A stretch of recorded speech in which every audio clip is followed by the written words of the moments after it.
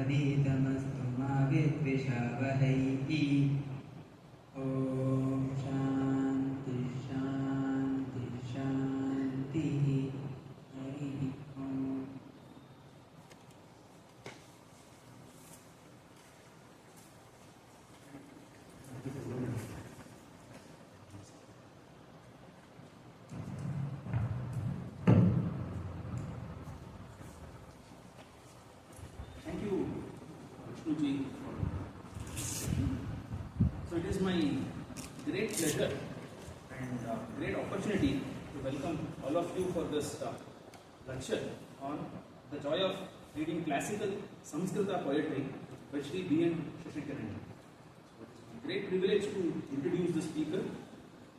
BN Shashi Kiran holds a bachelor's degree in mechanical engineering from BMS College and a master degree in Samskrita.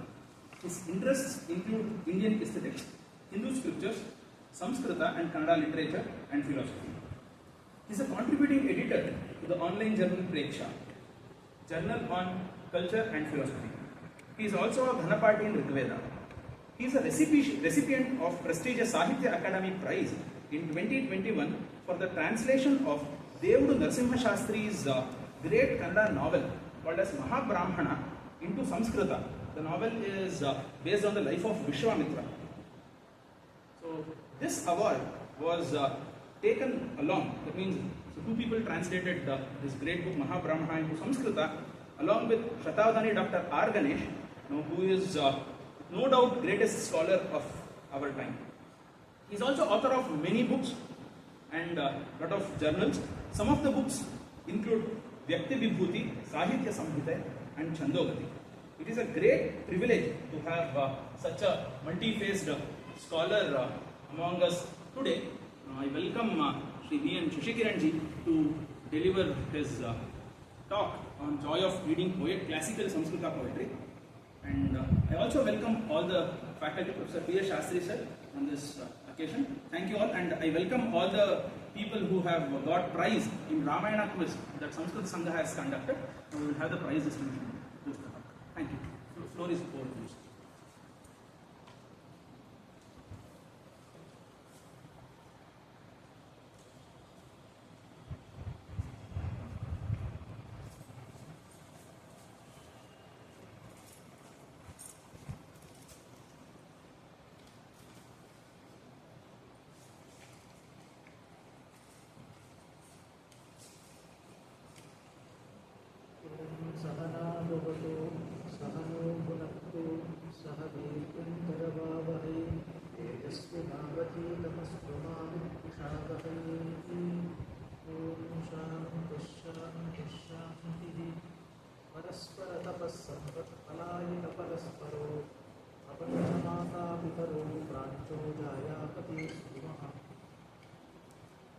Mic is off.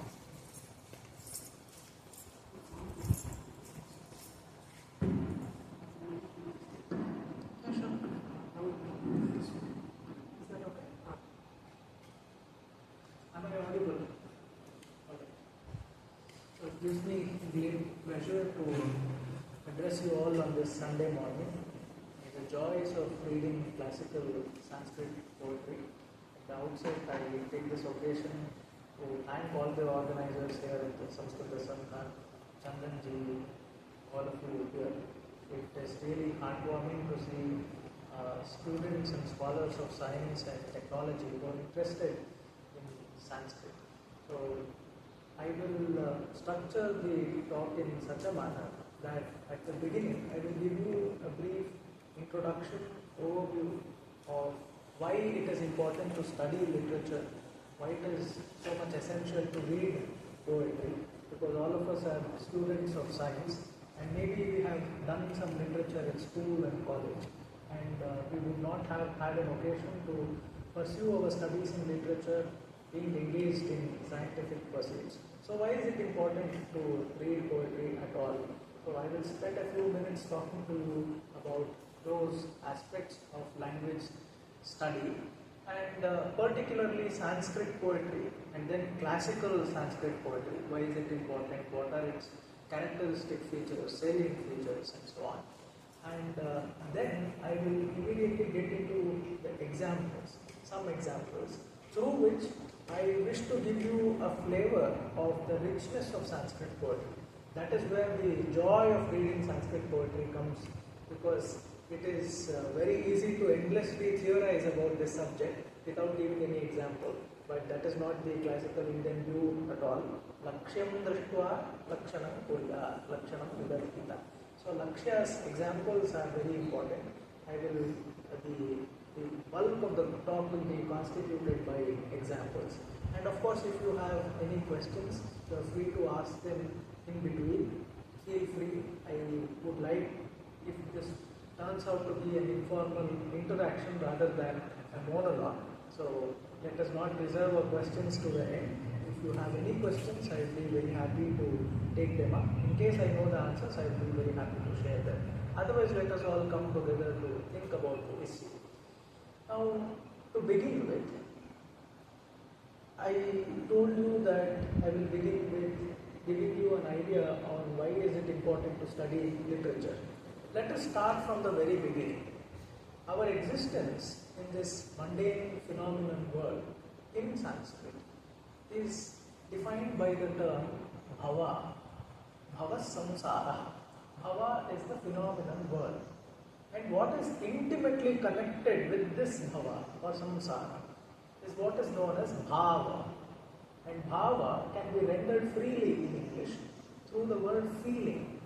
So I am sure that most of you would have heard various definitions of a human being. Human being is variously defined as a thinking animal, as a rational animal. Human being is a social animal, they say. While all these things might be true, it is also true that a human being is a feeling animal. Human beings are naturally endowed with, naturally imbued with various kinds of feelings.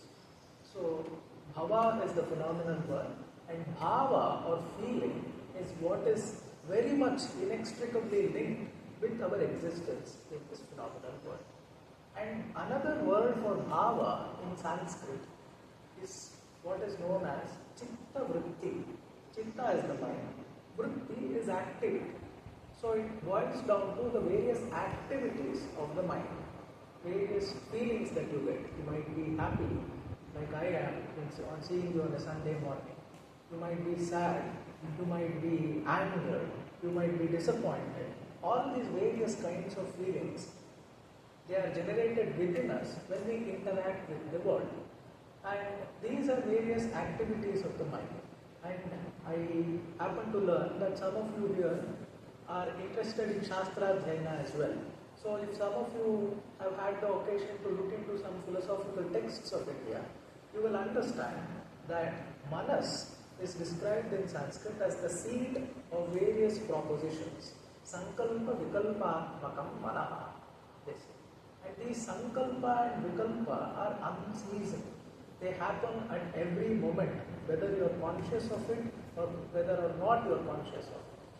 So these activities of the mind are continuously happening within us, and that is why if you happen to snatch a moment from your professional engagements in your everyday workaday life, you will want some peace and quiet. You will want to take a stroll by the side of a lake perhaps. We have here the Sahitya tank. So in the evening time or in the morning time, if you take a stroll, you will feel very happy. So what is it that you are seeking very much? is for the activities of the mind to calm down, for you to have some peace and quiet. How to go about this? How to achieve this mental repose? How to achieve this mental serenity? That is the question. And people have engaged themselves with finding answers to this question since millennia, for millennia. And they have come up with beautiful answers for us to grapple with. Let us look into some of those discussions. So the idea here is to achieve some peace and quiet. Mental activities are unceasing. The idea is to get these activities to a standstill, at least for a moment. There are two ways to go about it. Let us analyze the problem at the extremes. One extreme is constituted by your engagement with the mind in a very stern and rigid capacity. It is what is known as the Yoga Marga, where they say Yoga Chitta Vritti Nirodha. It is seizing the activities of the mind. It is causing the activities of the mind to come to a standstill. How do you do that? By achieving control over your breath, achieving control over all your internal senses, intellectual capacities, endowments. That is why they say Yoga Chitta Vritti Nirodha. But this process is very, very strenuous. To begin with, you will have to sit down in a place, and various forms of meditation are enjoined in yogic texts. You begin with Sagunopasana and end up in Nirgunopasana, where there is Samprajñata Samadhi, Asamprajñata Samadhi, and many, many things like that. Technical terms are thrown around with such abandon that at the end of the day you are confused. And it is also very taxing on the mind, because the natural nature of the mind is to be fickle. And how to go against nature? Krishna in the Bhagavad Gita says, Prakritistvam Niyokshati. When Arjuna, in a state of dejection, when he asked Krishna, I am not able to do this, Krishna does not say, you can do it, come on, like our personality development experts. He does not sit him down and give him a pep talk. Krishna beautifully, candidly acknowledges the problem. He says, what you are saying is correct, what you are saying is true. Chanchalam hi manaha. And he says, Abhyasevata Kaunteya Vairagyena cha drishyate. Abhyasa Vairagyabhyam tatsitsi. So this constant abhyasa is what is required. And this effort and this intention, inclination towards vairagya, renunciation, is what helps in controlling the activities of the mind. Now these are high-flown terms, these are highbrow terms. We are natural, we are very small human beings doing our own small thing in the scientific community. How are we able to achieve this? So this is one extreme. Let us come to another extreme, which is represented by literature or poetry or the arts. Here we achieve the same objective of controlling the mind, of making the mind come to a standstill, but without all the strenuous exercises that are enjoyed in the yoga book. The great poet Nilakantha Dikshita lived in the 17th century. He says, Kavita is also a yoga. Kavitaiva yoga, he says. Now how is Kavita, how is poetry a yoga? He says, Anayata pranam, asayyataksham, abramacharyanashanadi khedam, chittam maheshe nivritam vidhatum, siddha kavinam kavitaiva yoga. Kavinam kavita eva yoga, according to Nilakantha Dikshita. Now what is he saying? Anayata pranam, there is no need to perform pranayama here. Asayyataksham, there is no need to achieve a control over your sense organs. Whereas jnanendriya, karmendriya, antarendriya, mana, and nothing of that is required. Abramacharya nashanadi khedam, whether it is Ekadashi or whether it is Dwadashi, does not matter. Does not matter if you perform a fast, does not matter if you eat to your heart's contentment, if you have a hearty, sumptuous meal. None of that matters. And yet you achieve the same objective of Chitta Vritti, not Nirodha or Virodha, but Chitta Vritti Vilasa. But the effect is the same, which is Chitta Vritti Vishranti. Chitta Vishranti is the highest objective of art. And this is one of the primary reasons why we engage with literature, to achieve Chitta Vishranti. And this nature of Chitta Vishranti is termed Rasanubhava, is termed Rasa in Sanskrit. Now, I am sure all of you would have seen a web series a cinema. Some of you might have read a novel. Some of you might have had a liking to a piece of art. You would have seen a piece of painting. You would have appreciated a beautiful sculpture, say in a temple or in a museum. What happens when you engage with art for such an elongated period of time? When you enter the cinema hall, you look into your watch and get a sense of the time. Perhaps it is 1 p.m. And when you come out of the hall, if the movie is really engrossing, you wouldn't realize the passage of time till the time for interval comes. You are so much involved in seeing the movie that you don't realize that an hour and a half, 90 minutes have already passed. You turn to your friend who is sitting beside you and say, I did not know how time flew by. What is this happening? What is that power of art to draw you in? And similarly, while you are reading a book, it does not matter whether you are sitting in a train, it does not matter if you are happily ensconced in your perch, you will get so much immersed in reading a novel, perhaps, that again you will not realize how time flew by. What is happening here is there is nothing else to be known. Our mundane existence is so much dictated by spatial and temporal constraints that all such constraints exist, but they are rendered ineffective in art. That is why the Rasanubhava is termed Vigalita Vedyantara. Vedya is something to be known. Vedyantara is something else to be known.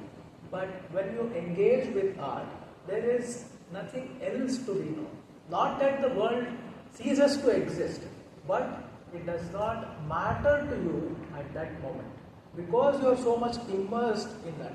The process itself is an immersive experience. Therefore, you do not get a sense of what is happening around you. And you cease to be a problem to the world, and to that extent, the world ceases to be a problem to you. So, this is also one of the benefits of reading art or engaging with literature. Now, how does art achieve this? I told you that Chitta Vritti Vishranti or Chitta Vishranti is the highest objective of art. How does art go about accomplishing this? What is the secret of art? The secret, Indian aestheticians tell us, lies in the concept of saundarya, lies in the concept of beauty. Now, all of us have various understanding, various definitions of beauty. Let us try to go behind the word itself. Let us try to analyze the word. The word for beauty in Sanskrit is saundarya. If you know some basic Sanskrit, you will know that su is the upasarga here. And the word itself can be derived from two dhatus, two verbal roots in Sanskrit. The Sanskrit language is beautifully structured that if you take up any word, you can go to the root of it and analyze. That is the beauty of the language. So what are the two root words? One is undi kledane. The second dhatu is drin adare. Let us try to understand what these verbal roots mean. Kledana means very essentially a process of moistening, a process of softening. Kledana means when something is wet, when something is not hard. Say that apa kledayati means water moistens. That is the idea. And the second, drin adara. Adara is a sense of respect, is a sense of positive feeling. So when we put all these ideas together and try to understand the concept of beauty, you realize that the effect that beauty has on our mind is to soften our mind, is to moisten our mind. Our mind is like a hard stone. If you happen to know any Kannada, it is very usual for people to hear that yen manas kallat markonide. Your mind is, your interior is as hard as a stone. It is as impenetrable as a diamond, they say. So our mind is like that usually. And when we encounter art, the same mind becomes much more softened, becomes much more moistened. That is the nature of art. That is the effect that art has on us. Beauty in art, that is the effect that beauty has on us. And by virtue of this effect, you develop a positive feeling, a sense of respect towards the agency that is bringing about that beauty. Let me give you a very small example. Suppose that you look at a beautiful flower in front of you, and IISc is bedecked with all kinds of flowers which get into bloom in all the seasons, in all the 6 ritus. And so I am very sure that you have your own favorite flowers. And when you look at it, you are marveled, you are rendered breathless by its tenderness, by its sweet fragrance, by the riot of colors in the flower, and so many other physical attributes like that. And what is happening here? Your mind is softened by all these agreeable attributes of the flower. And what is the positive attitude you develop towards it? You take the flower and perhaps offer it to a Devata Murti. You take the flower and perhaps give it to a friend, a beloved. Or perhaps you would just want to take it, even not pluck it from the creeper or the plant itself, but just appreciate its beauty for what it is, for a fleeting evanescent moment. Unless you have a mental problem, you wouldn't even dream of crushing the flower.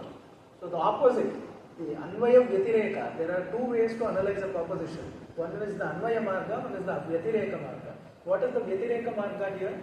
If anybody, when he looks at a flower, gets the sense of trampling upon it, of crushing the flower, and we say that there is some problem with it. It is not a natural reaction to a beautiful thing. So the natural reaction to a beautiful thing is a sense of positiveness and is a sense of becoming softened on the inside. That is why the great exponent of Indian aesthetics, Abhinav Gupta, his Lochana, he says, Jagat grava prakhyam nija rasa bharat sarayati cha. He says, Jagat grava prakhyam. Grava means a stone in Sanskrit. Gravano, gravanaha. The whole world is like a stone. It's a mountainous terrain.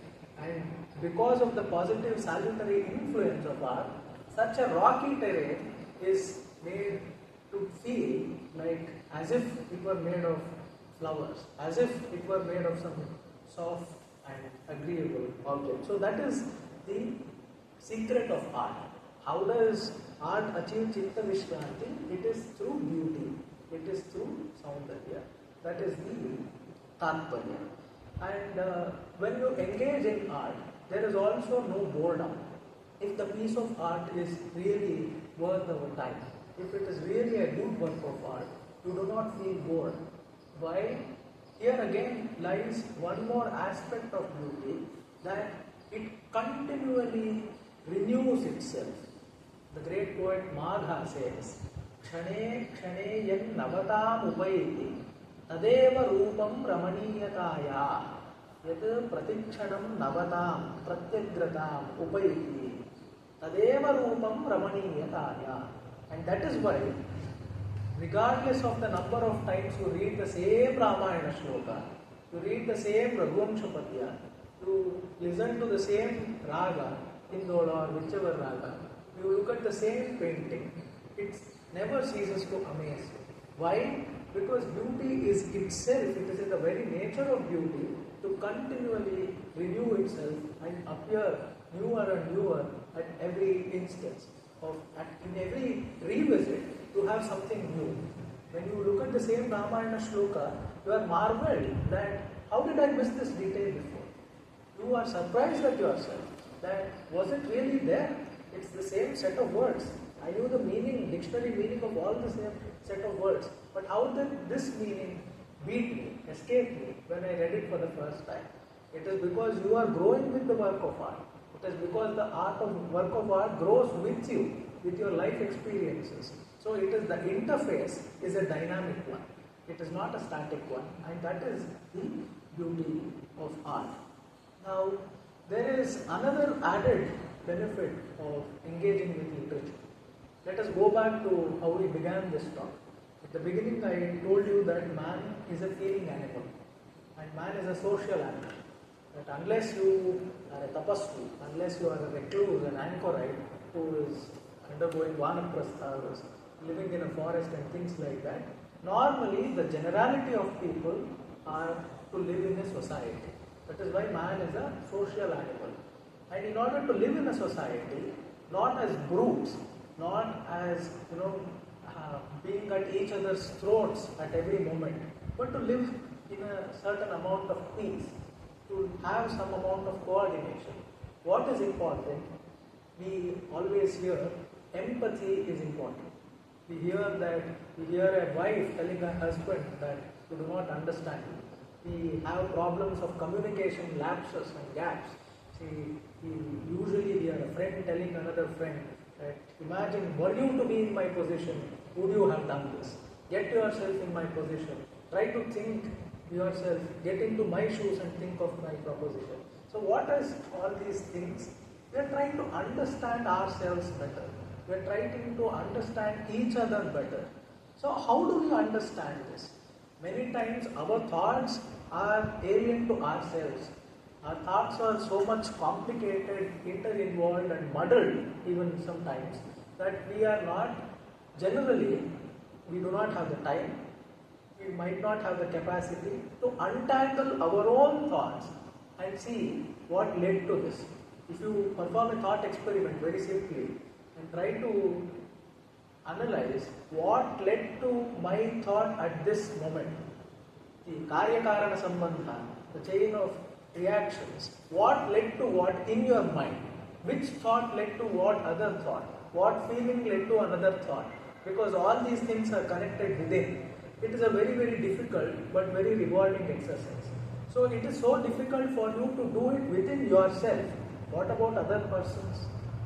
It is very important to live together as a society, but it is very difficult to understand each other. That is where art or literature comes to our help.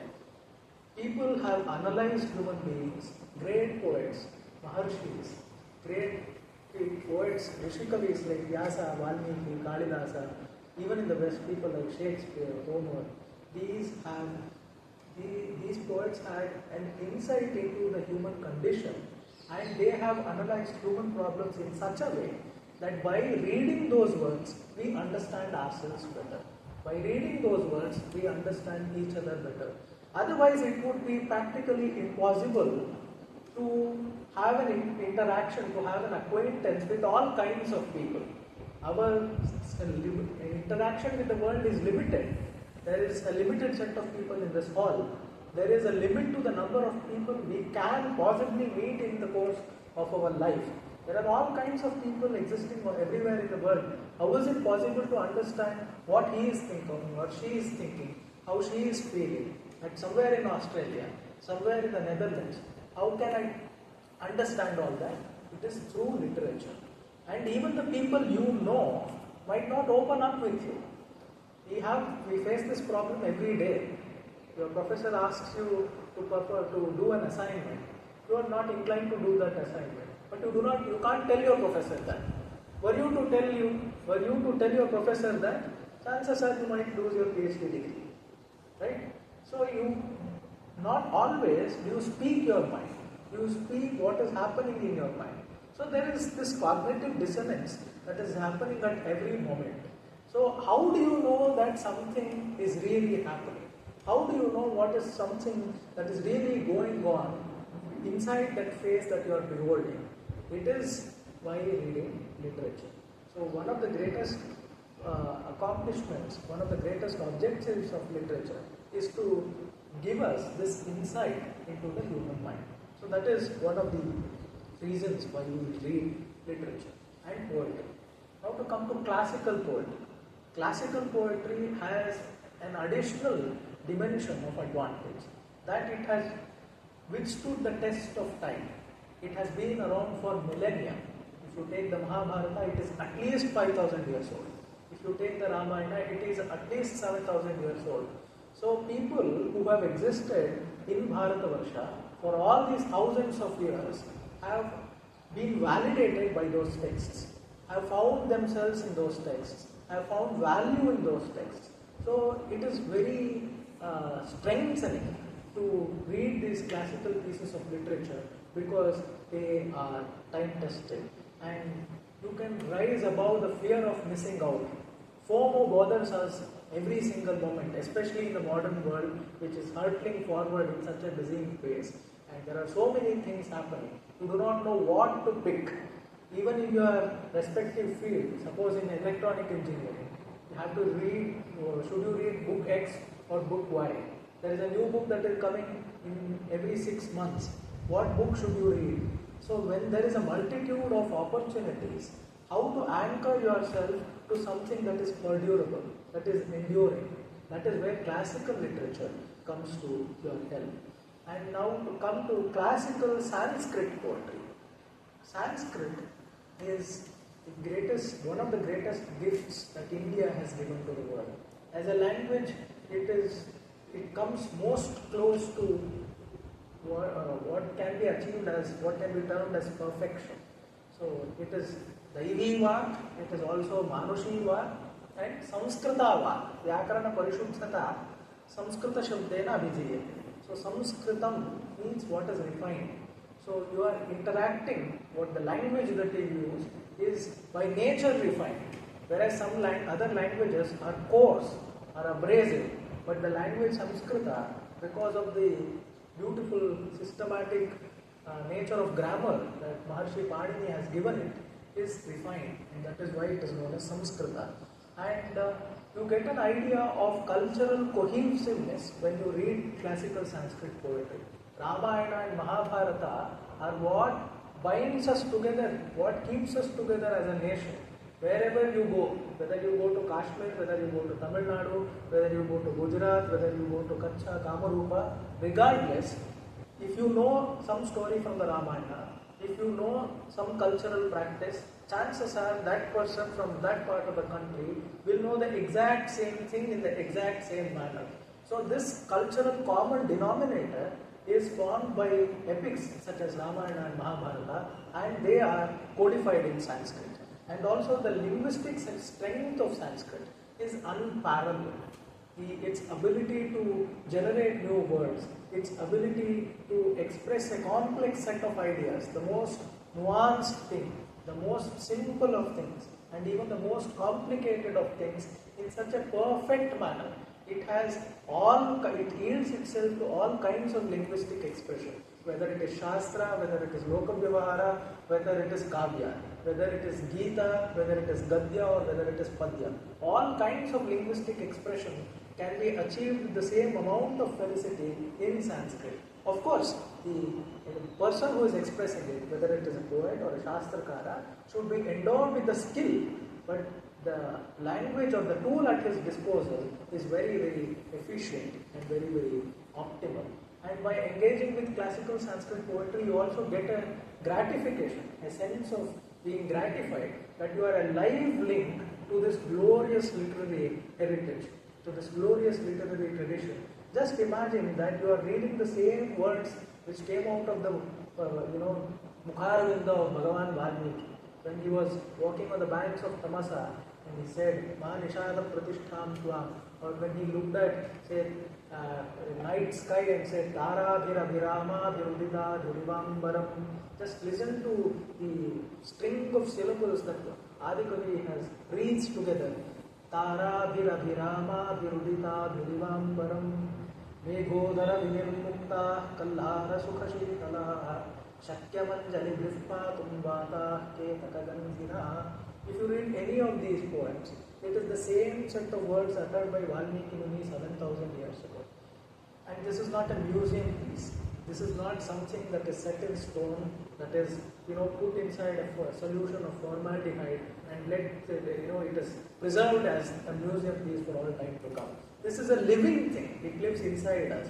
It lives as long as we interact with it. So this sense of gratification is there when you read classical Sanskrit poetry. And of course you get a sense of vyutpatti, of scholarship or erudition as well by engaging yourself to classical poetry. For instance, if you read the works of Bana Bhatta, you get a sense of how his times were. If you read the words of Kalidasa, perhaps, you get a very clear idea of how ancient Indian life was during the golden age of the Guptas. If you read Mahabharata, you will get a very sense of the Yaugandharam, the Yuga Sandhi, which was changing from the Vedic society to a Laukika Samaja. So all these things, the mundane aspects of cultural nuances, can also be gained by reading classical Sanskrit poetry. Let me now very quickly give you some distinctive features of classical Sanskrit poetry. It is not just verses that are termed poetry in Sanskrit as in the West, but here Gadyam Padyancha Mishrancha Kavya Vidhyavithiyate. It is not just verse, it can also be a prose. For instance, Bana Bhatta's Kadambari, it is a Gadya, but it is a Kavya. It is a Gadya Kavya. It can also be a song, Jayadeva's Gita Govinda. Lalita Lavanga Lata Parishilana Komala Malaya Samhite. You need not understand the sense of these words. Just listen to this. Lalita Lavanga Lata Parishilana Komala Malaya Samhite. Madhukara Nikara Karambita Toki Napujita Gunja Kudire. How is it humanly possible to string one syllable after another in such a mellifluous manner? Jayadeva does it with sang-froid, with abandon, page after page, for hundreds of pages. And it is not just one poet. We have multitudes of such poets, and that is the beauty of language. And we have Muktaka, a standalone verse, clusters of verses such as Ashtaka, Dashaka, Shataka, and we have a Khandakavya, we have a Mahakavya. You have poetry set in stone as well, on rock edicts, in Shilashasana. You have poetry in such forms as well. You have the Champu, you have various forms of the play in Sanskrit. Technically, a play in Sanskrit is called a Rupaka, and what we understand as an Ataka is one form of the play. So there are 10 standard forms of play, canonical stuff, Dasharupaka as we say, Visi, Prahasana, Iha, Mruga, Anka, Samavakara, and so many other things. Rupaka is one kind of play. We also have a Prabandha, where Bhoja Prabandha, Prabandha Chintamani, all these things.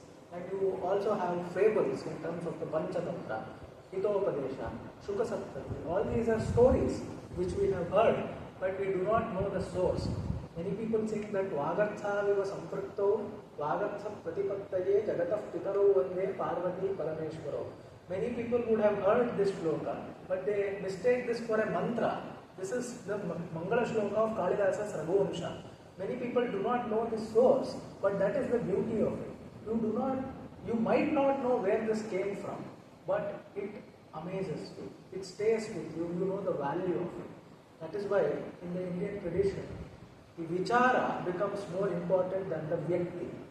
That is the classical Indian view. And the classical Sanskrit poetry is also not at all sectarian. We have poets from all walks of life.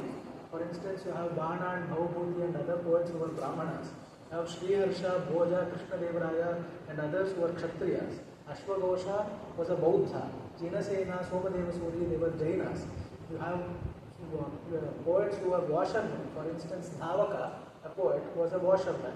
And you have Matanga, who used to sell liquor. So, people from all walks of life, endowed with different capabilities, performing various actions in order to fend for themselves in life. All of them were classical Sanskrit poets. And that is why it is very, very restrictive and very, very misleading and incorrect to say that Sanskrit is the language of one set of people. It is the language that is suitable for one set of Laukika Prayojana. It is the people, the language, it is the lingua franca of the masses. We also have poetesses.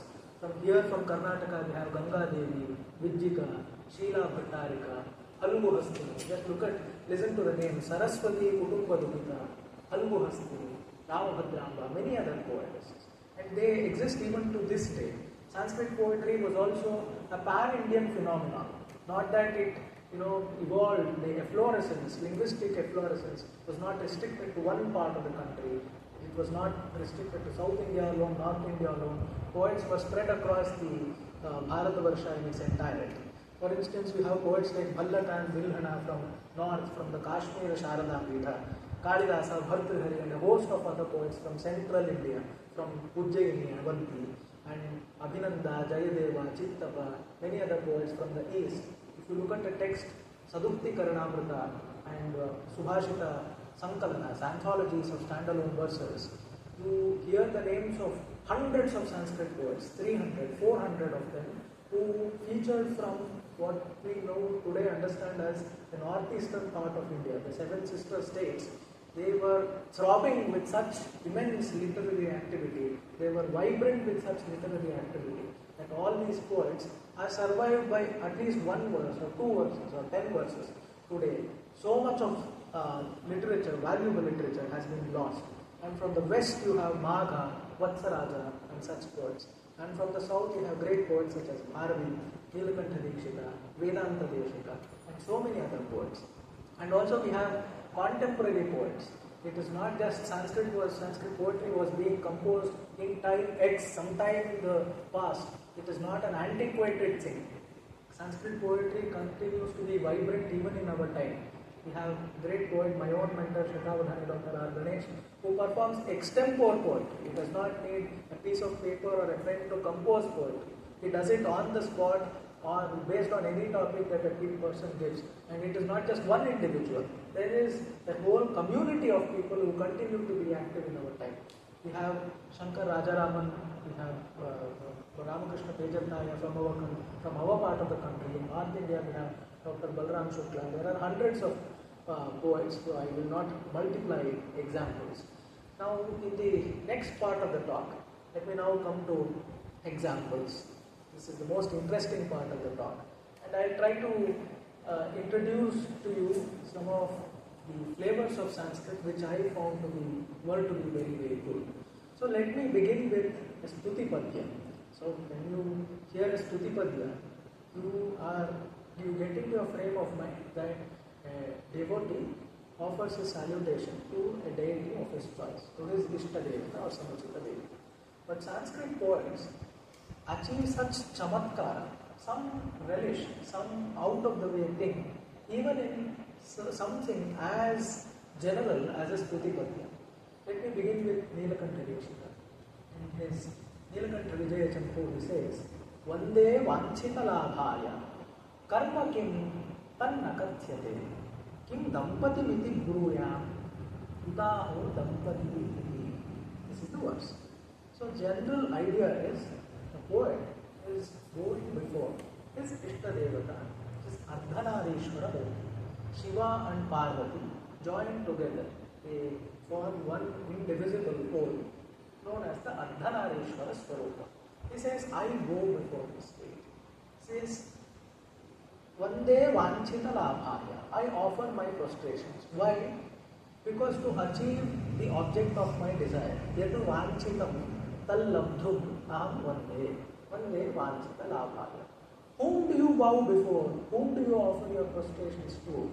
That shall not be said. Karma Kim Tannakathyate. That shall not be said. Why? Why do you not say whom do you bow to? He says, Kim Dampati Miti Bruyam Utaho Dampati Iti. If you know some basic Sanskrit grammar, you would know that the word Dampati is Dvivachana in Sanskrit. Is in the dual number. Jaya, Pati, Dampati is in the dual number. So Nilakantha Dikshita says, when I am about to offer my praise, salutation to Ardhanarishwara Swarupa, if I am to stay true to grammar, I should say Dampati in the dual number. But this deity is fused together as one. So I would be doing a grave injustice to truth if I say Dampati in the dual number. But if I were to say Dampatim Vande, if I were to say like that, grammar would not work. I would be flouting the rules of grammar. So he says, Kim Dampati Miti Pruyamutaho Dampati Iti. Shall I say Dampatim or shall I say Dampati? And by, expressing his concern over this phenomenon, he is achieving the chamatkara, literally relish. What is that? That the Ardhanarishwara Swarupa is beyond words. That is the suggestion of this verse. So something as mundane as offering of a salutation to a deity is made into such an enjoyable exercise by an accomplished poet. Now let us stay with Shiva for a moment because we performed Mahashivaratri Parva very recently. And let me give you a flavor of a very different kind of verse. This is again a Stuti Padya, but not a Stuti addressed to a deity. This is what is known as the Raja Chatu Padya. This is a panegyric verse where a poet enters into a royal court, stands before a king, and lapses into poetry extempore, impromptu, on the spot. And why does he do that? In order to win the favor of the king. He comes there perhaps to gain some riches. Now here is a quote.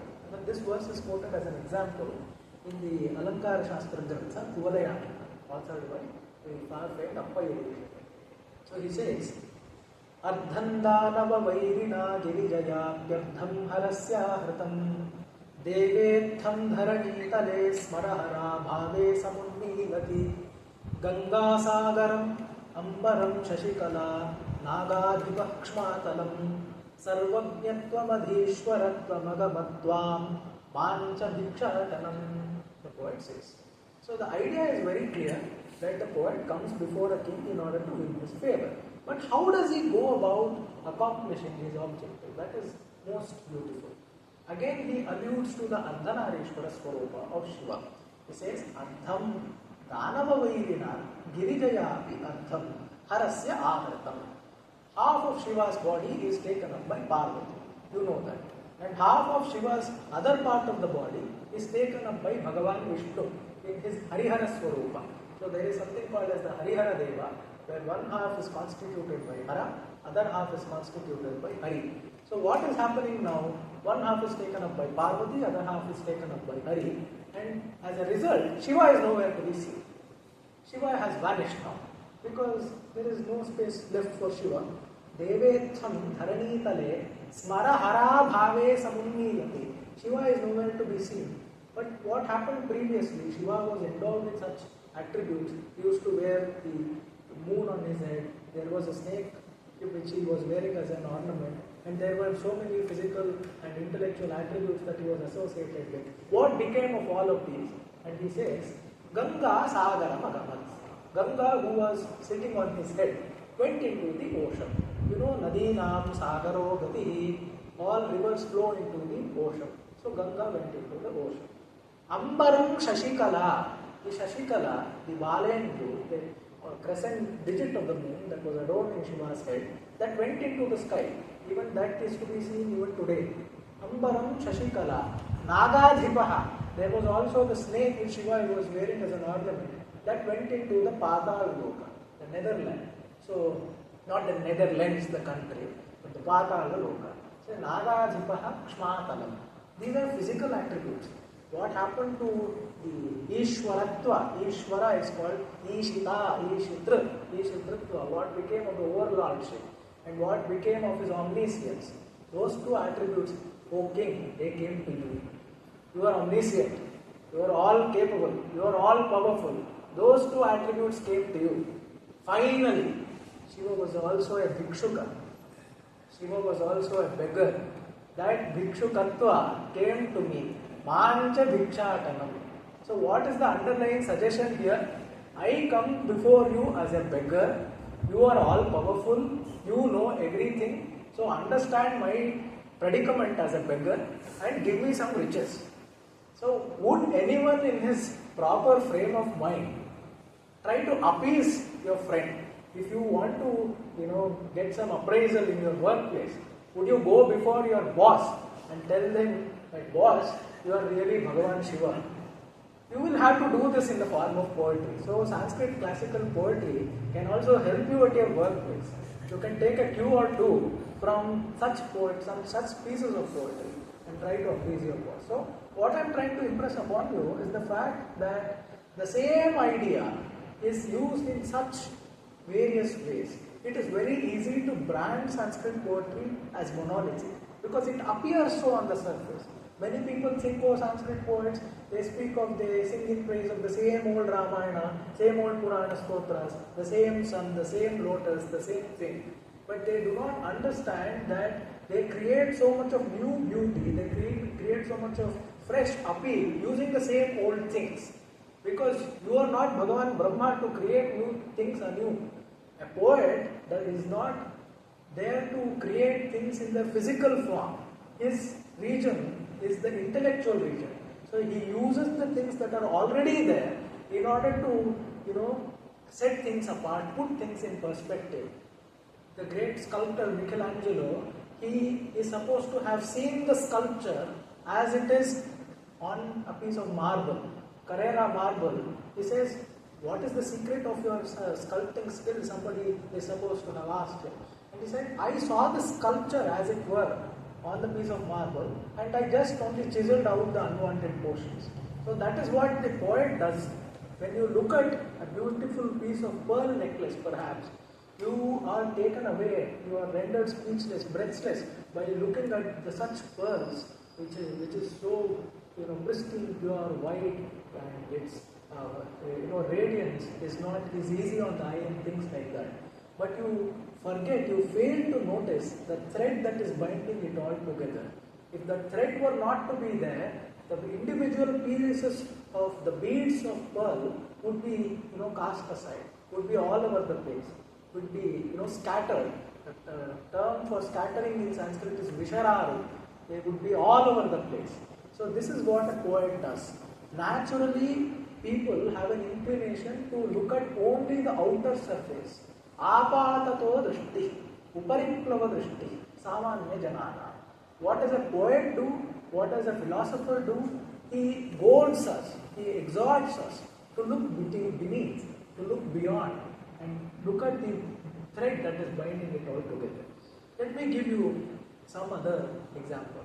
Let us move on to Bhagavan Krishna, Bhagavan Vishnu, and all of us who is not, who does not develop a positive sense of affection for the child Krishna, for the little baby Krishna.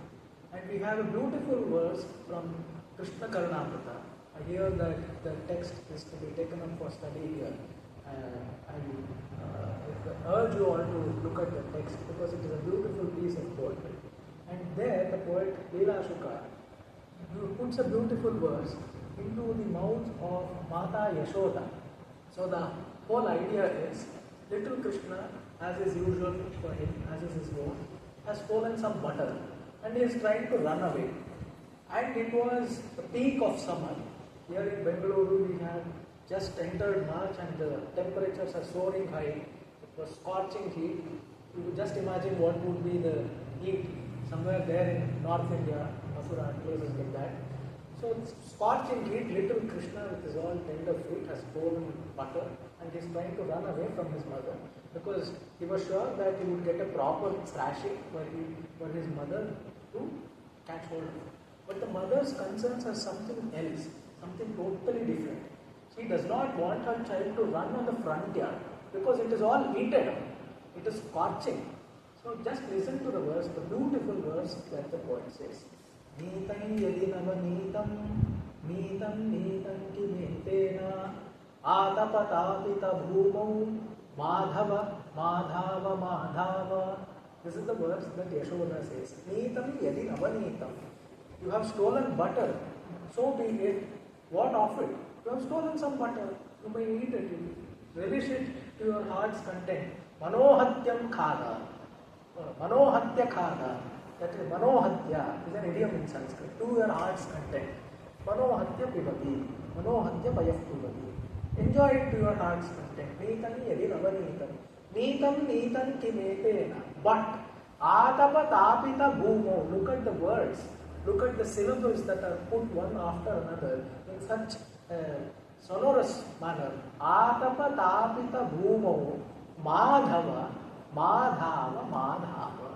The mother's feeling, the tender feeling of a mother towards her child is brought out so beautifully in this verse. And how, with such, sweet sounding words. Madhava is the name of Krishna. All of you know it. So Krishna Madhava Madhava, or Murare Madhava, or Garuda Dhwaja Madhava, or Shankha Chakradhara Madhava would not have had the same effect as Madhava, Madhava, Madhava. So this is the beauty of Sanskrit poetry. This is what Sanskrit poets does. They use the same set of words that all of us know. They use the same set of words in the same senses of meaning. Otherwise, were they to use it in a different sense, we would not understand them at all. They use the same words, they use them in the same sense, but they dress them up differently. But they put them together in such a manner that the effect is something extraordinary. Kavyam Grachana Kaushala. When Rasarana Sudhakara, Emperor Simhabhupala says, Tayeva Shabda Sanghataha, ताये वार्थविभूतयः तथापि काव्यं भवति तथापि नव्यं भवति काव्यं रचनकौशलात्.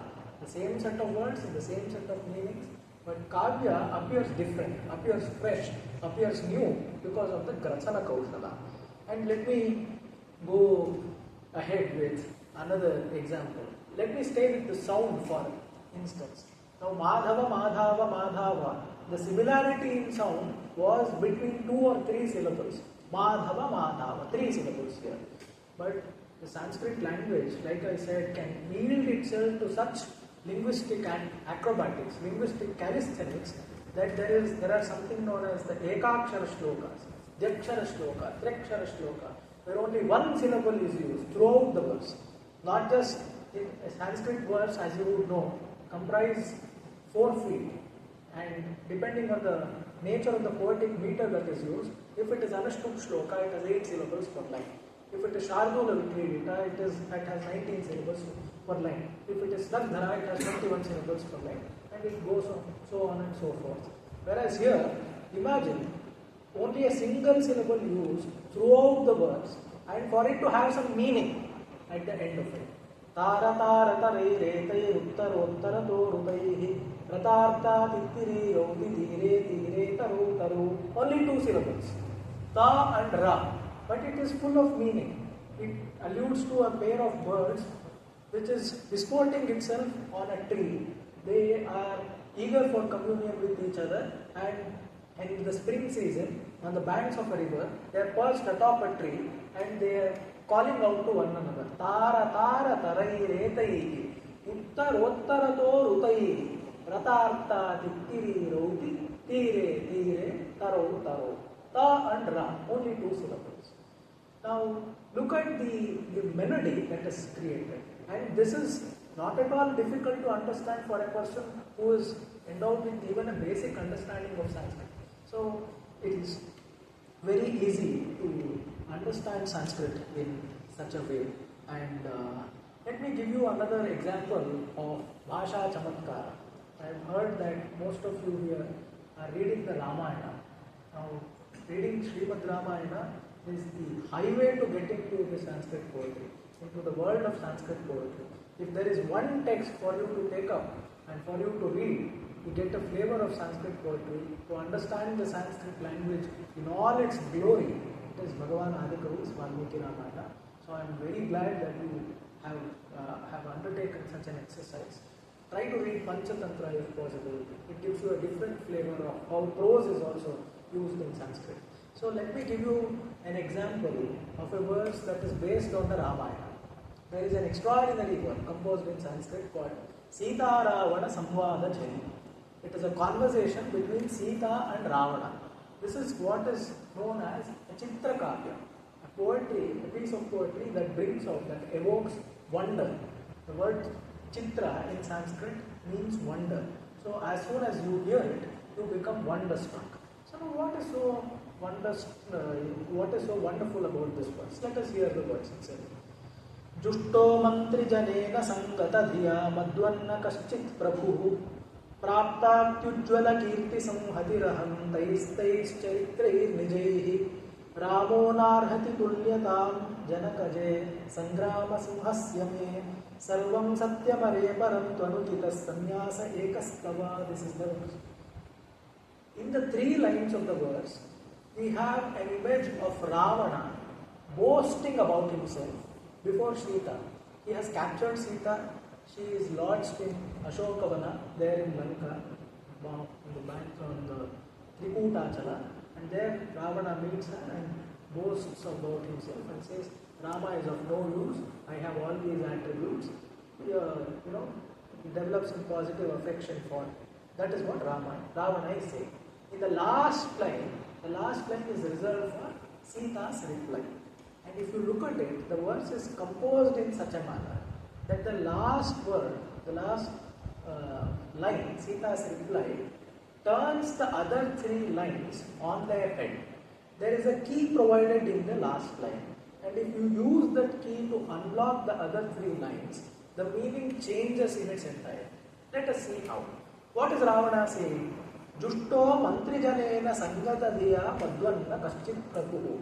There is no king who is comparable to me. I am the greatest of kings. I have the best of ministers. Prapta atyujjvala kirti samhatiraham tais charitrai vijay. Because of my wondrous activities, I have won over the entire world. Indra, Chandra, everybody is at my beck and call, is at my mercy. Ramo narhati tulyatan janakaje sangrama simhasya me. I am Sangrama Simha, I am like a lion on the battlefield, and Rama stands in no comparison to me at all. Ravana says all this. And Sita says very quietly, Sarvam Satyam. All this might be true. Are Ravana, Param Tvanuchitaha, Sannyasa Ekastava. But you came before me as a sannyasi, and that is very, very wrong on your part. You might be very valorous, you might be a great king, but you conceited, you tried to deceive. You just not tried, you also succeeded in accomplishing in that deceit. Why? Because you came before me as a hermit. I believed you. Now the word sannyasa here is very important. Sannyasa means, sannyasin means hermit. That is the meaning on the surface. Apatataha pratiyamana artha. Samnyasa. Sam is an upasarga. Nyasa, the placement of the upasarga sam in the three lines is anuchita, is unwarranted. Now if you look at the three lines, Jushto mantrijanena sangata dhiya. If you remove the particle sam, what remains is gata dhiya. What was sangata dhiya previously? You were endowed with such ministers who were themselves imbued with such intellect. Now became gata dhiya. They are good for nothing people. They are dullards. They are dimwits. They have worked for nothing, and you have surrounded yourself with such people. So sangata dhiya now became gata dhiya. Prapta tujjvala kirti samhatiraham. Samhati means a multitude. My fame was all encompassing. It used to, roam around the world like a globetrotter. Now samhati became hati. Hati means injure. Hati means breaking down. All your fame has broken down. You are nowhere to be heard. That is how samhati became hati. Ramo narhati tulyatan janakaje. What was there previously? Sangrama simhasya me. Remove sam. What remains? Grama simhasya me. Sangrama simha means a lion. Grama simha means a dog. Means a dog which is wandering on the streets of a village, which is good for nothing. It cannot even, cast aside a cow by its mere barking. What can it do in front of a lion? So Sangrama Simha became Grama Simha. Sangrama Simhasya me. And this is how Sita's seemingly innocuous reply has the potential to turn Ravana's boast into, it turns it into, it just demolishes the argument. How? By just changing one syllable, one particle, one upasarga, sam. And the samnyasa also alludes to something that Ravana did which was totally inappropriate. He tried to deceive Sita by appearing as a sannyasi. That meaning is also there. There is also an extended meaning of samnyasa, the improper placement of a particle. So this is the beauty of Sanskrit poetry, where such linguistic acrobatics are unthinkable in any other language. And this is not just one verse. A set of Guru and Shishya have composed 100 such verses, and more, thousands of other such verses can be composed given a competent poet. So the Guru, Sitarama Shastri, he composed 50 verses, and his sankalpa, his intention was to come up with a century of verses. So he says, I have grown old, and such construction of such verses is very arduous. It is taxing on my brain, so I am not able to compose my 50 verses. I request some of my students to take this up as an exercise and perhaps complete another 50 verses, so we have a proper shataka of such verses. His own student took that up as an exercise and offered it as a samarpana to his guru. So we have Sita Ravana Samvada Jali, which is a set of 100 verses. Now let me give you an example, a different kind of example. We have had all kinds of chamatkara now. Let us move on to Bhagavan Bhartrihari. And perhaps I will stop at this after this and invite your questions. This verse appears in his far famed Vairagya Shataka. If you have to take up one verse, one word to understand the glory of Vairagya, it is Vairagya Shataka, authored by Bhagavan Bhattara. He says, Dhanyanangiri kandare nivasatam jyotif param dhyayatam anandashtu jalam pibanti shaguna nishankam keshayah अस्माकं तु मनोरथो परचित प्रासादवापी तटक्रीडा कानन केलि कौतुकजुषा आयुः परं क्षीयते.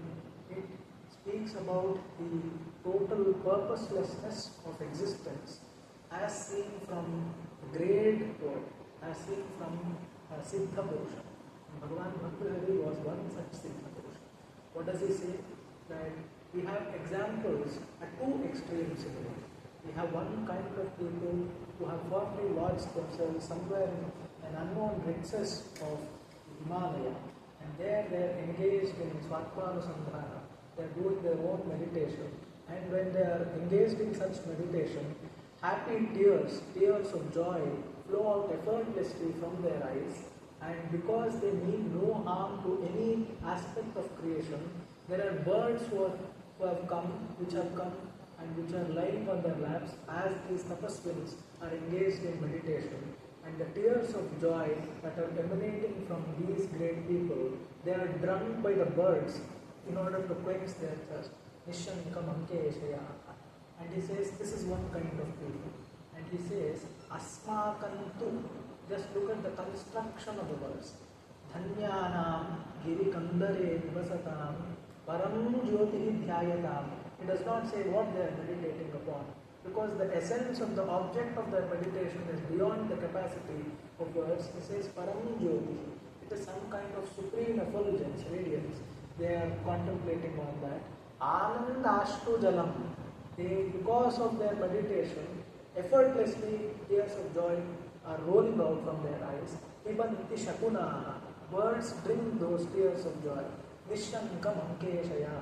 Now just take a moment to appreciate this verse.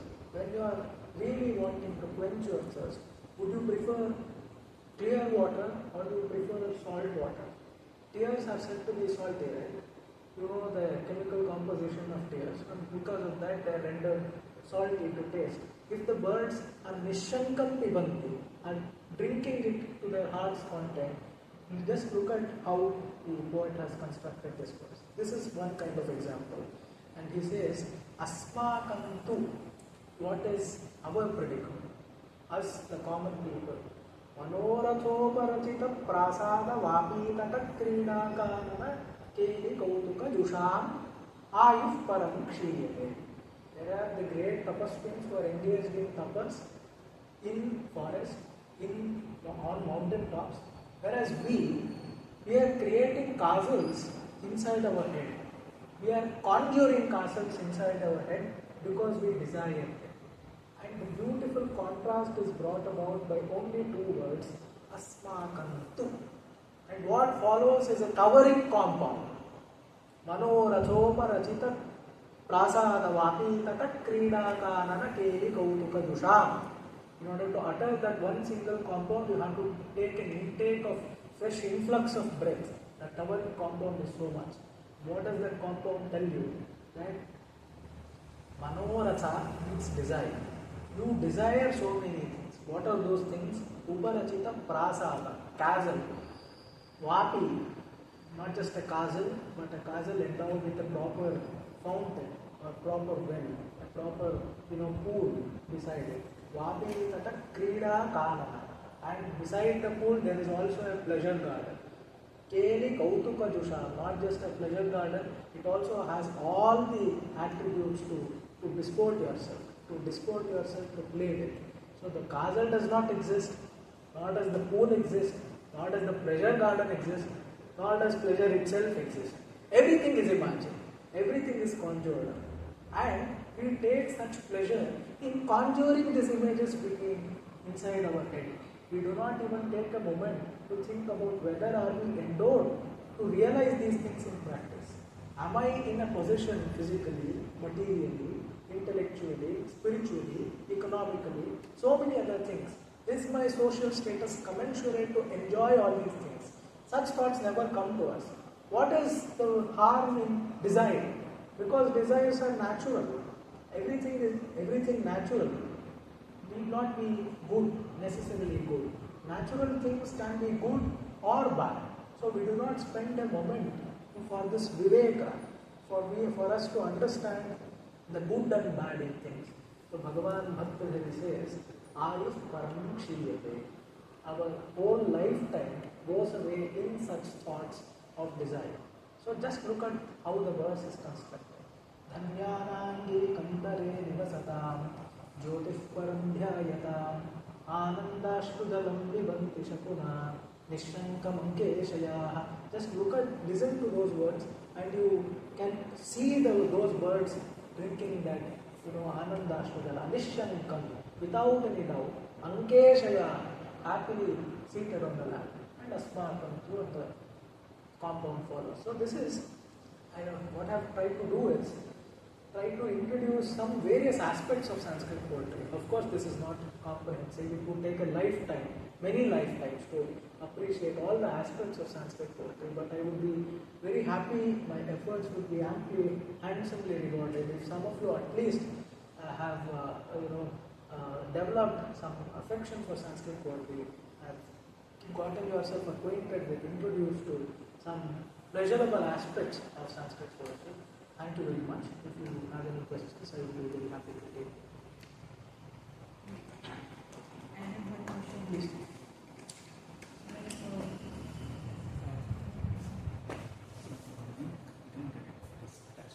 We can go there.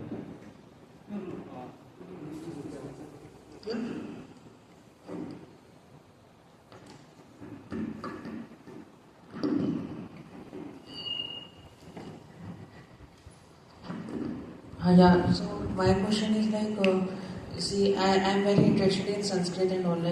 I read so many shlokas, mantras, all those things because I am more towards I want to understand about some bhakti yoga kind of thing, to understand God, then devotions, all those things. But the problem is in my say class, primary class, 5th to 8th, means we had Sanskrit only 5th to 8th in KB school. So and that too also all the questions and all we used to come from the book itself. So we did not bother much to understand Sanskrit. So even if I now read all the shlokas, all the mantras and all, but I don't really understand. So and now in modern society also we think about English only.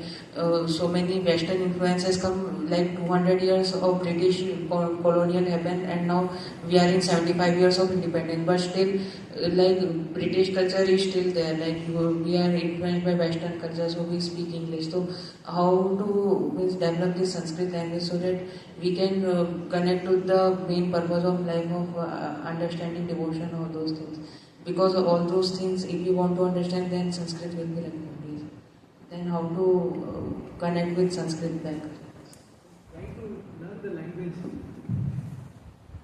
Spend some time to learn the language. There is a great poet Milton said, there is no shortcut to knowledge. There is no royal way to acquire knowledge. You have to spend some time to really acquire that knowledge. But the process of acquisition is not taxing because it is so beautiful. Because you derive so much of joy in learning the language. Read Ramayana, read Krishna Karnamrita if you are interested in Bhakti literature. You can take up reading those stotras. Initially, you can read it through translations. Take up a translation of whichever text that you are conversant with, and after reading the translation, go back to the original text. Try to see how those words are put together. Of course, it would be very difficult trying to get the sense of each word from the dictionary. You have to go this back and forth, happens multiple times. It becomes frustrating, but it is amply rewarding. It will be totally worth your trouble. So yeah, form reading groups here. If you find it difficult to read it by yourself, form reading groups. Take up a text, discuss it. Try to think over how is it, what was the real intention of the poet. So it becomes a collective aspect of the. So please take up the Sanskrit text. And one more question only, like the thing is, I have heard about different kind of yoga basically for attaining ultimate purpose of life. Like there is bhakti yoga, jnana yoga, but like so many spiritual persons say that bhakti yoga is the most convenient way and the most easiest way in Kali Yuga to attain the devotional path and to reach to the Lord, maybe in the liberation path.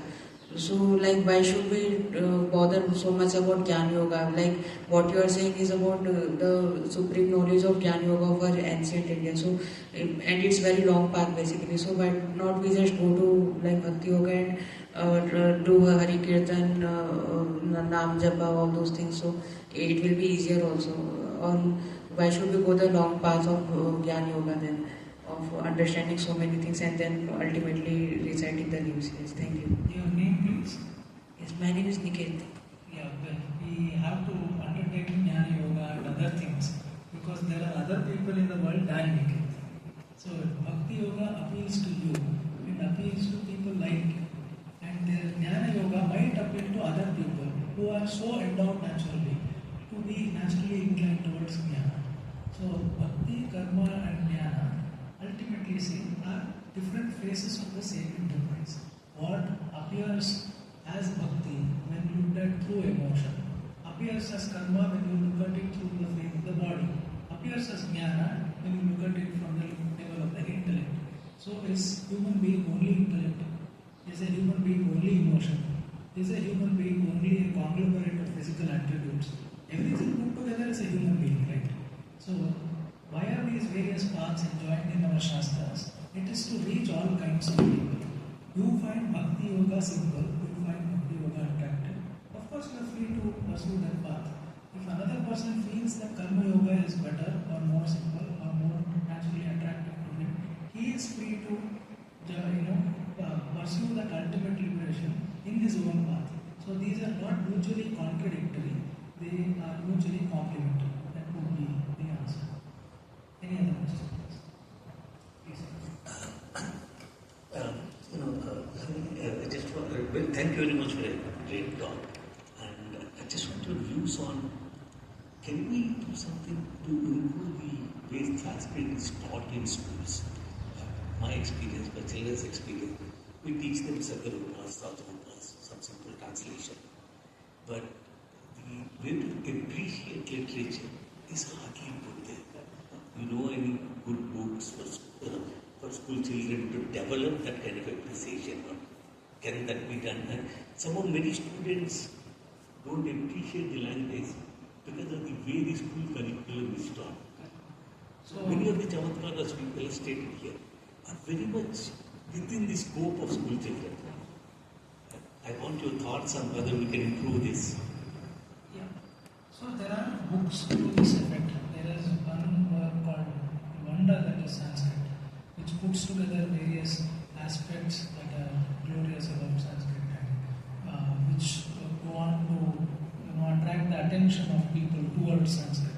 So what is needed at the level of school education is for teachers to be themselves passionate about the subject that they teach. If the teacher is passionate about Sanskrit, really passionate, then that comes through in his personality, that comes through in his exposition. It should not be that I am taking this text out to teach in a particular class. We are doing this to gain marks in an examination. I am doing this because it is an end in itself, it has so much of value for me. So the teachers really have to develop this sense of appreciation. And also because Sanskrit presents a different kind of challenge in the society to be thought as well. Because there is not an immersive environment for people to naturally pick up the language. You do not find people naturally speaking in Sanskrit on the marketplace, for instance. So the language does not fall on your ears as frequently. So it is very important to develop ways through which it can be made accessible and attractive. Not just introducing aspects of grammar at the very first level. Of course, that is also important, but the sound of Sanskrit is so much attractive. I myself was drawn to Sanskrit because of the sound. For example, take up any Veda mantra or take up any shloka. Just listen to the sound, get lost in it, and then think about the meaning. The meaning is also profound. So teachers can draw such aspects of sound as well, and they can cite such chamatkara examples. There are collections of Sanskrit, the book that you mentioned, Stories Behind Verses, or there are many such attempts like that. While resources exist, teachers have to tap those resources in order to make the language study more rewarding.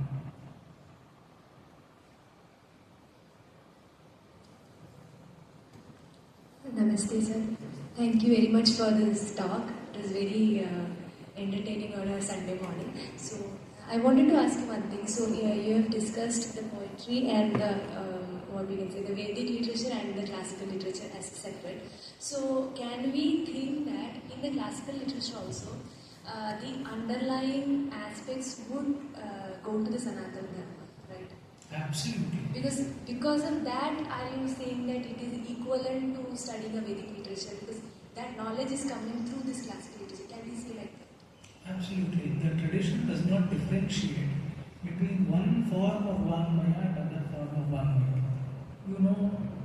Veda is variously described as Trahi, as Veda Chatushtaya, Sama, Sarva, Veda. And Mahabharata is termed as the Panchama Veda. It is placed on the same pedestal as the Vedas.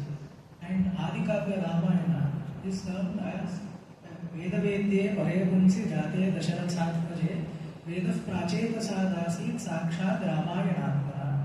And Srimad Ramayana is placed on the same pedestal as a Veda. So not that importance is not given to the Vedic corpus or not given to the Kavya corpus. Everything is looked at in the same amount of respect. Why? Because that Arshatva is there. Kavya in Sanskrit is supposed to be Purushartha Pratipavaka. It should be conducive to the four primarily values or goals of human life.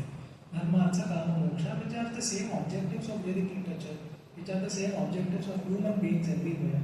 What is very much natural here is naturally pursued there as well. But what marks out classical Sanskrit poetry is this drishti.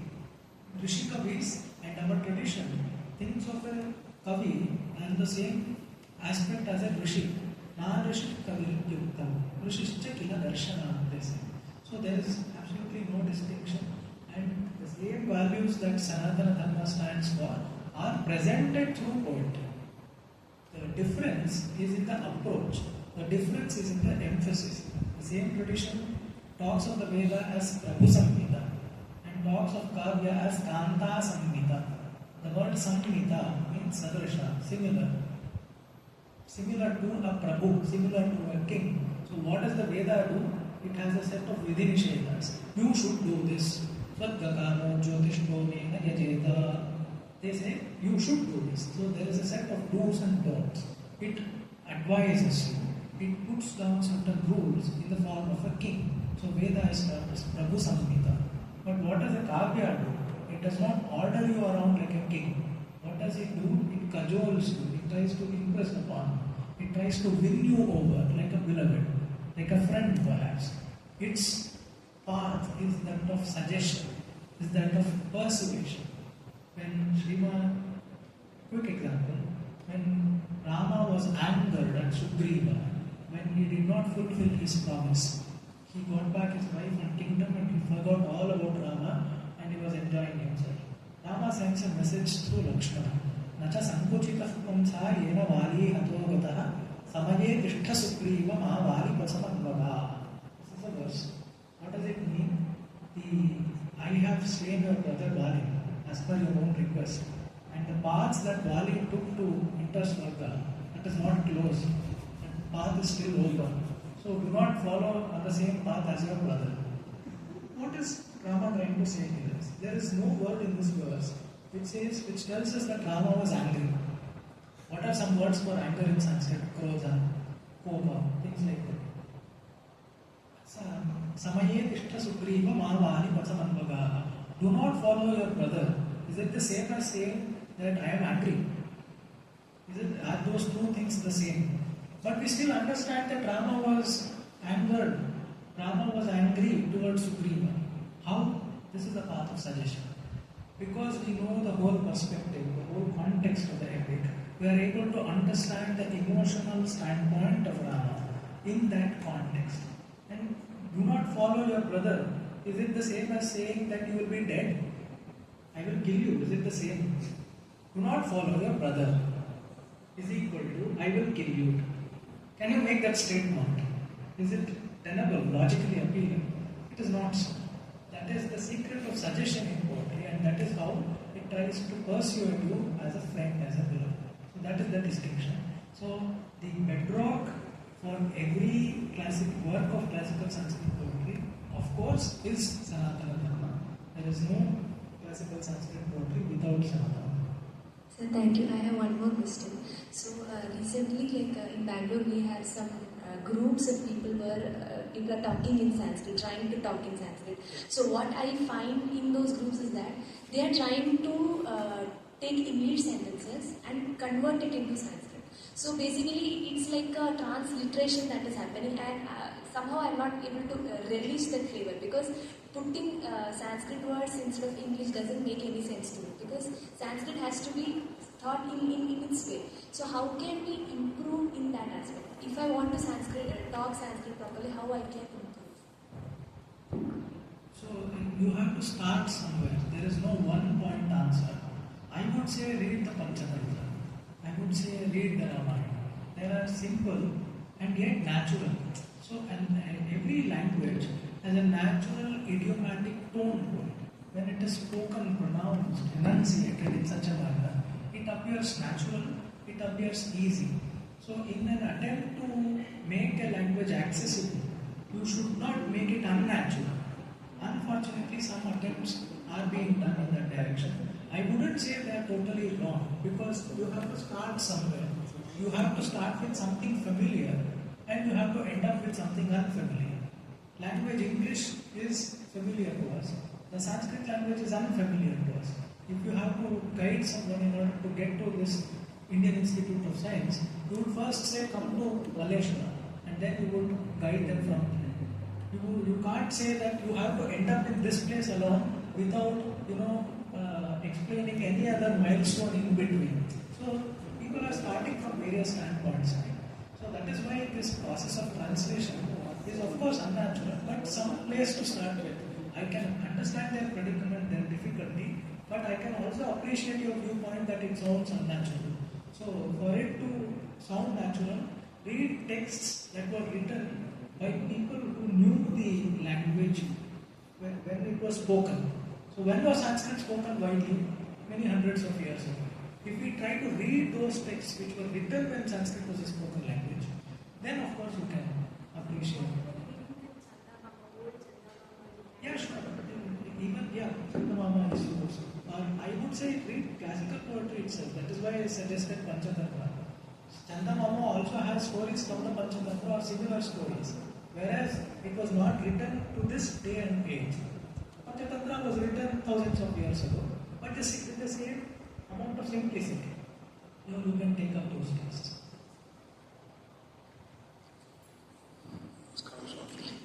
My question was slightly different one. It is to say, not just restricted to poetry, or as you told with Panchatantra or Hitopadesha. There is a certain element of our literary work has a certain element of suspension of belief to go towards saying something, but again you come back to say the truth, which is much more jarringly realistic. Vairagya or even in the Panchatantra Moravas. So anthropologically, why did we need that sort of an elaborate narration to say something? Was it just to engage people, to take them on an alternate path and then hold them and then bring them back to the reality? Or was there any other this thing? A very profound question. Thank you for posing it. To my mind, as it seems now, human beings are trying all kinds of things to make sense of the life around them. And when they were grappling with such nature, like Shankar Bhagavad in his Brahma Sutra Bhashya says, if you look at the world around, Achintya Ajana Rupasya Jagataha, he says. The more you try to make sense of the world, the more messy it seems. So in order to find some sense in this world. People have tried all kinds of things. And you have to, many times, sugarcoat your approach. And here in Sanskrit, words are trying to do that. That may you get into that path. Now, why does a bottle of water need advertisement? Why does anything need advertisement for that matter? So, the question boils down to whether or not advertisement is important. What place does advertisement hold in our day-to-day issues? Now, it might be very commonsensical for people to assume that if you have a need for it, you will come buy it or you will reach it in some place. But people have to be drawn, attention has to be drawn towards it, because not all human beings are sensible. Not all human being is not naturally not sensible. They are taken away by all kinds of thoughts and emotions. And in order to cater to this natural endowment of a human being, all paths are needed. Whereas the natural, even the great Vedanta uses Adhyarupapavada. They say, Ayam Atma Neti Neti. It says, the Upanishad itself says. So when the Paratatva itself is reached in that manner, the road to all ultimate things is not straightforward, because it lies it occupies a plane, it inhabits a plane that is beyond the physical. That's all what we can say.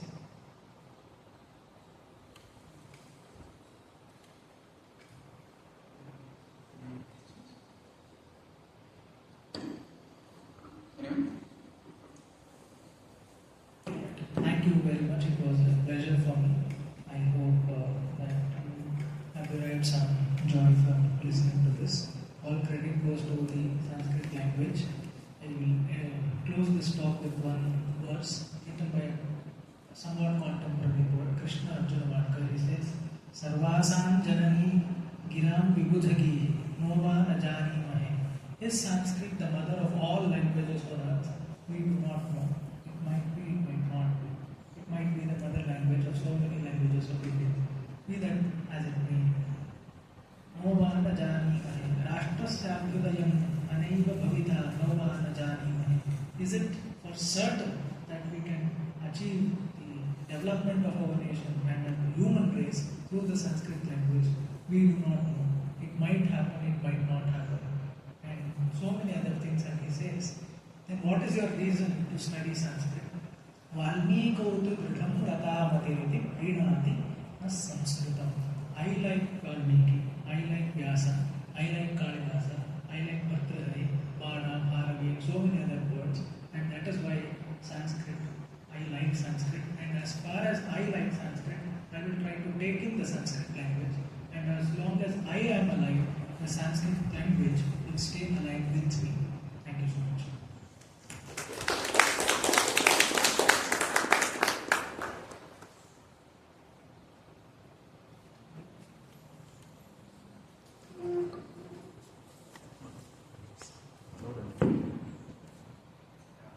That's really thanks a lot. Samskrit Sangha IISc has conducted Ramayana quiz sometime earlier on January 22nd, commemorating 1 year anniversary of Sri Rama Pratisthapana that happened in Ayodhya. Many people with lot of whom has been part of that. There were more than 80 people who have been part of that event. Now we want to give away some prizes from our end. First, we like to thank kids who were part of that. Now, we were really happy. Now, initially our thought was, okay, we will. Most of the people who will be coming was some elders, but we were really happy when kids also took part. So we want to congratulate them on this event.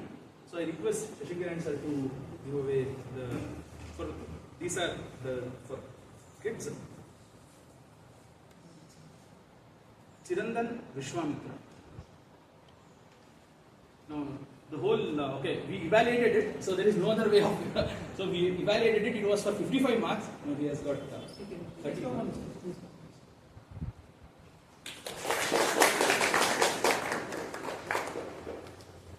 Anirudh Prekkshaa Bhargava.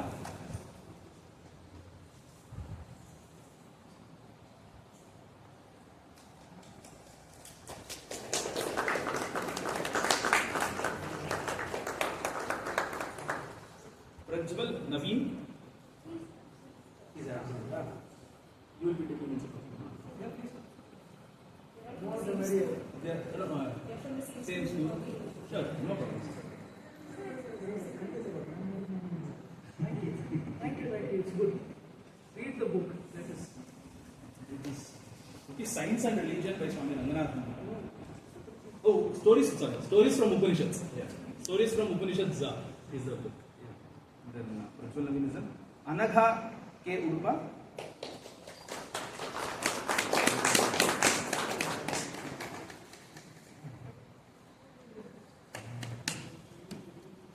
Ananya.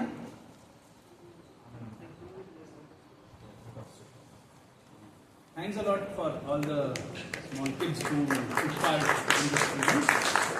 Someone asked how we can sustain the interest in Sanskrit. Just through such kids who have such interest, we try victories. So we give away the third prize. Third prize goes to Rashid Das. Rashid Das. The book that is being given is Lectures on Ramayana by the Right Honorable B. Srinivasa Shastri. Second prize, Kavya.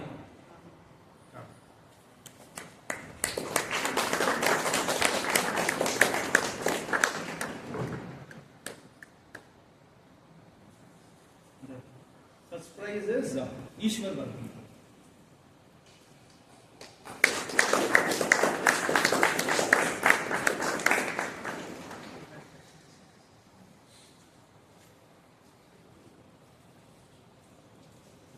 Thank you, sir, for giving the prizes.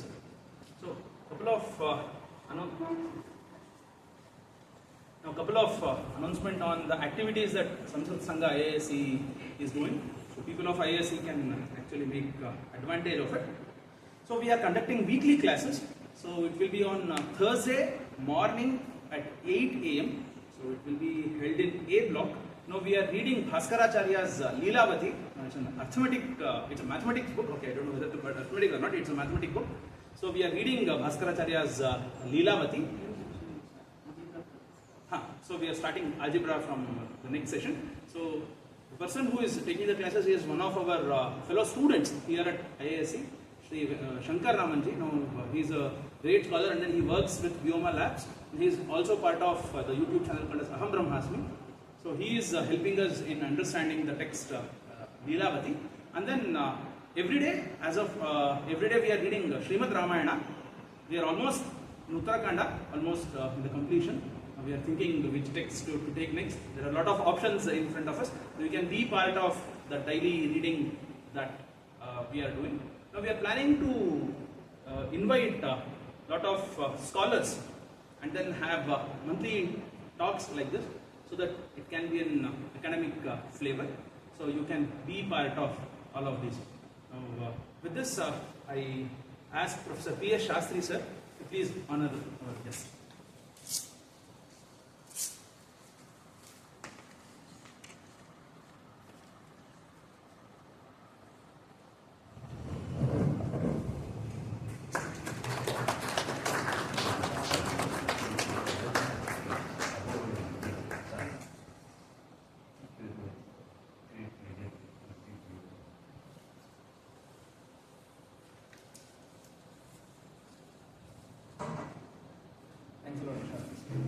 So I request Vishnu to render the vote of thanks.